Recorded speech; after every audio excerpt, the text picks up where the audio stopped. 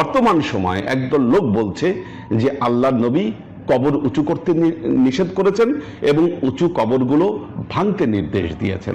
এটি সম্পূর্ণ মিথ্যাচার। যাদেরকে জান্নাতুল বাকিতে দাফন করা হয়েছিল সবার কবরের উপরে মাজার নির্মিত হয়েছিল।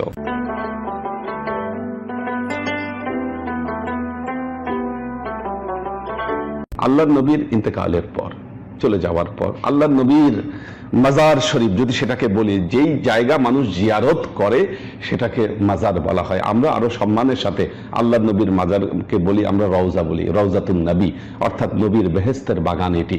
এবং আল্লাহর নবীর যত সাহাবী ইন্তেকাল করেছিলেন এবং যাদেরকে জান্নাতুল বাকিতে দাফন করা হয়েছিল সবার কবরের উপরে মাজার নির্মিত হয়েছিল।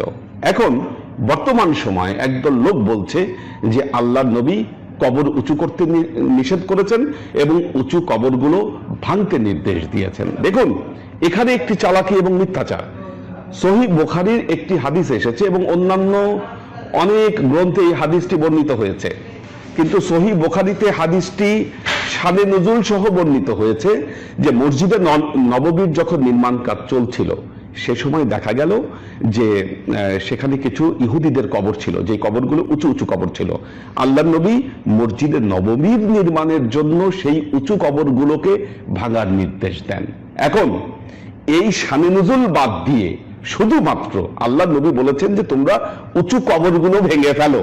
আজকের কিছু লোক দাবি করছেন যে আল্লাহর নবী সব কবর ভাঙতে নির্দেশ দিয়েছেন। এটি সম্পূর্ণ মিথ্যাচার।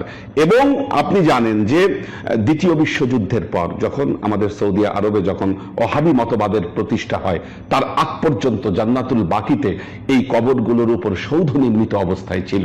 তো আজকে আল্লাহর নবী চলে যাওয়ার পর সাহাবারা নবীর কবরকে উঁচু করলেন। তার পরবর্তী যুগে তাবেঈনের যুগে সেই জায়গার উপরে বিভিন্ন স্থাপনা নির্মিত হলো। তাহলে কি তারা কি ভালো বুঝতেন, না আজকের দিনে আমরা ভালো বুঝতেছি? এবং আল্লাহর নবী তো বলেই গিয়েছেন, খায়রুল কুরুনি কারনি সুম্মাল্লাযিনা ইয়ালুনাহুম সুম্মাল্লাযিনা ইয়ালুনাহুম, সর্বোত্তম যুগ হচ্ছে আমার যুগ, এবং তারপরের যুগ তার চেয়ে একটু ইমান আমলের দিক থেকে মানুষ নিচে নেমে যাবে, তার পরবর্তীতে আরো নিচে নেমে যাবে। তো আমরা এই জন্য বলি সাহাবী, তাবেঈন এবং তাবেঈন, এই যে পরপর যে তিনটা যুগ, এই যে তিনটা যুগের কথা আমরা বলি, এই তিন যুগে কিন্তু কেউ মাজার ভাঙার নির্দেশ কেউ দেয়নি বা মাজার কেউ ভাঙেনি।